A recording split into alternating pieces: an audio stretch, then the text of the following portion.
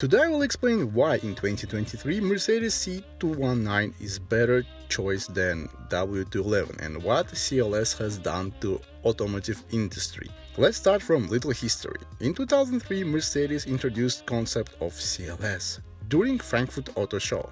And in my opinion that was the closest concept car that went to the production, because what went to the actual production was exactly the same car, and that's very rare these days. CLS was not the first four-door coupe, like everybody claims. First four-door coupe was Rover P5. But what Mercedes did with their CLS, they rekindled automotive industry and inspired all automakers to copy their success.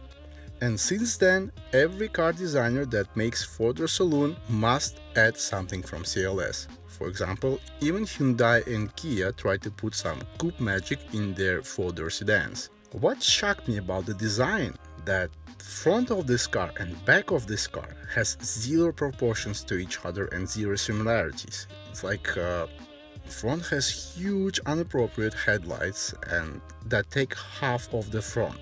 Back has gentle taillights that looks very nice.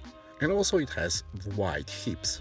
If you compare front to the back of the car without knowing that this is the same car, it will feel like different vehicles. And somehow this mess combined together looked great. It shocked everybody. CLS was a hit car and even idols of every car reviewer on YouTube loved it and showed it on their show and enjoyed it a lot.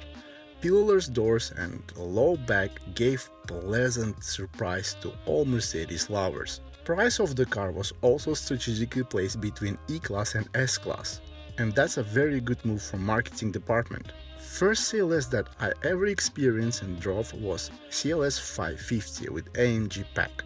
It was silver with black interior. It had about 70,000 kilometers and it was not nice kilometers. It was in Dubai under hot sun, and what surprised me that there were no squeaks or rattles in the interior or from the dashboard at all. Everything was very solid, and that's a very rare thing in UAE for hard used car. I worked as a car salesman in Dubai, and one day to our showroom came client and asked about CLS that we had. He asked us to take it for a checkup to the independent shop, and I was responsible for this vehicle, so I drove it, and the pull of the car shocked me. It was about like 20 minutes drive, but that was the best 20-minute drive in my life. Every time I slightly touched the acceleration pedal, it just blew me away with its torque and the response, and everything was so perfect. Handling and maneuverability of the vehicle was very different from W211. I could feel how light it was and how more agile compared to W11 it was. Car was playful, easier to maneuver. It wanted me to drive it aggressive, and that was crazy feeling.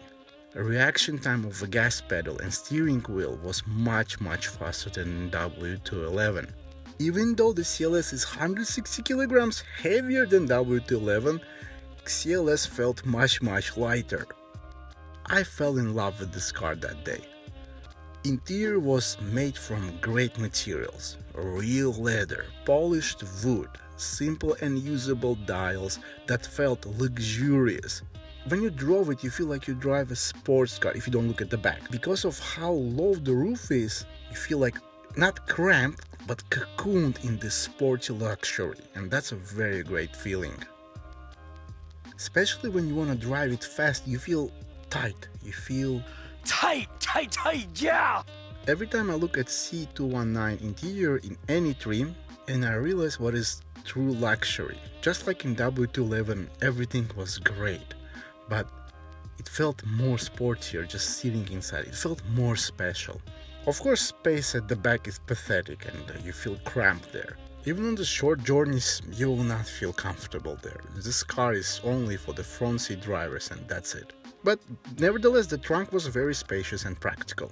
Problems of CLS, basically same as with W211. The more reliable engines are V8s. They can do 200,000 kilometers without any problems, if they're maintained properly. Even my client's silver CLS, After the checkup, had no problems with the engine or transmission. The only problems it had was the ball joint and of course with the air suspension. So again, same problem as W211. If you're considering buying CLS in 2023, here are some tips. You will constantly have problems with stock air suspension, so better to buy air suspension from companies that's certified on producing air suspensions for used Mercedes, because they sell it with warranty up for 10 years. You can Google them in the internet. There are 5-6 companies that specialize in such air suspensions. Because I do not recommend stock parts. Factory parts, they last 2 years and then just break again. Buy car with the service history and try to find CLS V8, because other engines, well, they're too slow for this wonderful car and you will not fully enjoy it. Best V8 in my opinion is M273. It's a 5.5 naturally aspirated engine. It has good response, good torque, sounds great, and in my opinion it's more reliable than other engines. It generates 382 brake horsepower and 530 Nm of torque, and in my opinion that's enough power for safe fun. 0 to 100 km will happen in 5.4 seconds. 6.3 natural aspirated V8 is also amazing engine, but it needs more attention because of engine bolt that usually goes really bad and you need to replace it. Also, there are always some cooling leaks that you must check and be aware of. If you fix all those problems and you will constantly maintain this engine properly, it will give you the best emotions of your life and probably will try to kill you every time you floor it. 6.3 generated 514 brake horsepower and 630 Nm of torque, and 100 km happened in 4.3 seconds. Some say that in 4 seconds if you get the perfect launch. Another V8, M113, is a 5-liter V8. It's also great engine, very reliable, but in my opinion it's not as fun as M273, especially in CLS. It generated only 302 brake horsepower, 460 Nm of torque, and 0 to 100 km were in 6.1 seconds, and that's a little bit slow for this wonderful vehicle.